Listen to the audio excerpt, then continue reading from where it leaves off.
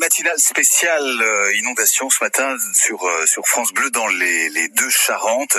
On va maintenant se rendre à Courcoury, petite commune située au sud de la ville de Saintes et accueillir son maire, Éric Bigot. Bonjour Éric Bigot. Éric Bigot, vous nous entendez ? Oui, moi je vous entends. Ah ben voilà, ça y est, vous êtes avec nous. Soyez le bienvenu. Merci de prendre un petit peu de votre temps pour être avec nous et pour faire un petit peu le point sur ce qui se passe à Courcoury. Est-ce que votre commune est complètement isolée, complètement coupée du reste du monde ? Écoutez, si l'on peut dire oui, puisque nous sommes sur une île. Et là, aujourd'hui, ça se confirme bien, puisque les deux accès de notre commune sont bloqués, sont inondés, bien sûr. Donc, on ne peut pas sortir par le côté de Courpignac-les-Gonds et on ne peut pas sortir non plus du côté de Saint-Zué. Donc, on est sur une île. Voilà. Donc là, actuellement, nous avons mis une navette avec un tracteur et une remorque, une navette municipale, organisée par les élus, par la mairie, et qui fait la traversée de nos concitoyens. Donc nous sommes un dimanche, certes il n'y a pas grand monde, mais il y a au moins ceux qui vont travailler sur Saintes et Cognac, et on a mis ça en place ce matin pour la journée, et on essaye de voir pour demain, et essayer d'anticiper pour qu'on essaye de faire sortir nos habitants pour au moins aller se rendre au travail. Voilà. La Charente est à quel niveau ce matin à Courcoury ? Écoutez, on est niveau pareil un peu de Saintes, on suit le niveau de Saintes entre Chérac. C'est les 12 alors. Il y a un point de relevé et un point de relevé également à Saintes à Palissy. On suit le même mouvement, donc la chaussée est bien inondée. Là, on ne peut plus passer, nous, avec un véhicule, c'est sûr. Bon, un grand tracteur peut encore passer, le reste, c'est fini. Donc là, nous sommes très attentifs à notre situation. Ça veut dire que vous avez anticipé évidemment cette situation et vous aviez déjà prévu des sortes de parking relais à l'extérieur de la commune pour que les gens y laissent leur voiture ? Oui, c'est ça. Donc nous c'est pas la première inondation que l'on connaît, 82, 94 bien sûr. Il y a un plan de sauvegarde communale qui organise un petit peu tous ces événements. Donc c'est ce qui est mis en place et c'est sous mon autorité entre autres là moi pour le communal.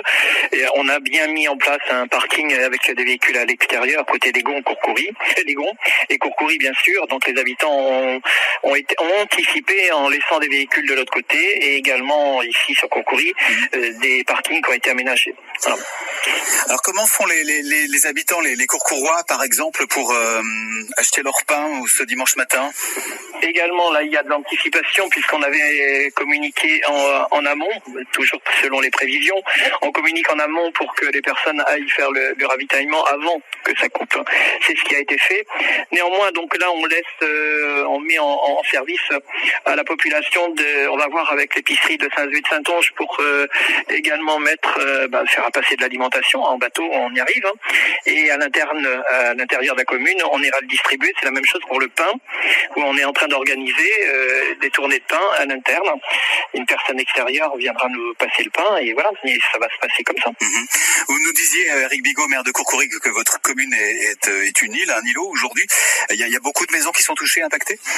Alors, je vais pas dire un îlot, moi. C'est un îlot, c'est quelques habitations. Moi, il y a quand même 703 habitants, nous, sur notre commune. Donc c'est pire qu'un petit îlot, c'est une île tout court. Et sur une longueur importante, certes, on a quelques villages, on a au moins 3 villages impactés, ce qui correspond à peu près à 17 foyers, une cinquantaine, 50 à 60 personnes qui ont été sortis. On a relevé les meubles. Nous, toute l'équipe municipale est sur le pont avec les employés techniques et également la réserve communale que nous avons enclenchée. Des gens que vous avez dû reloger ou pas ?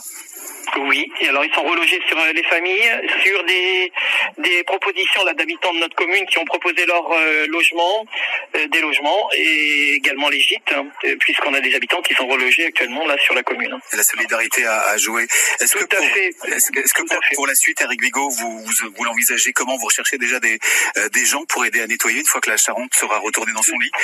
Là, nous avons communiqué nous hier déjà auprès de la population sur le site internet de notre commune où on fait déjà un appel aux bénévoles pour venir après anticiper le nettoyage.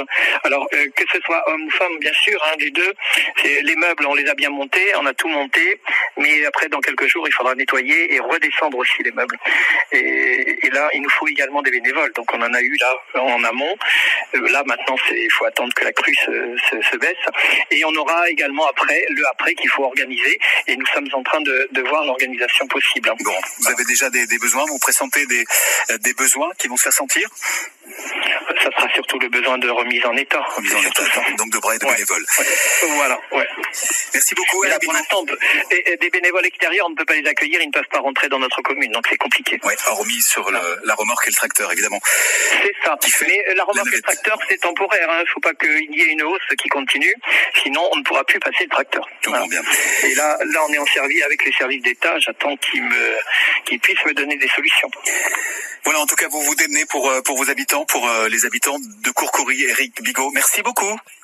Merci, Monsieur Porte, et bonne journée. Merci de relayer les problèmes de notre territoire. Bon courage à vous surtout. Merci, au revoir. Retrouvez cette émission sur francebleu.fr.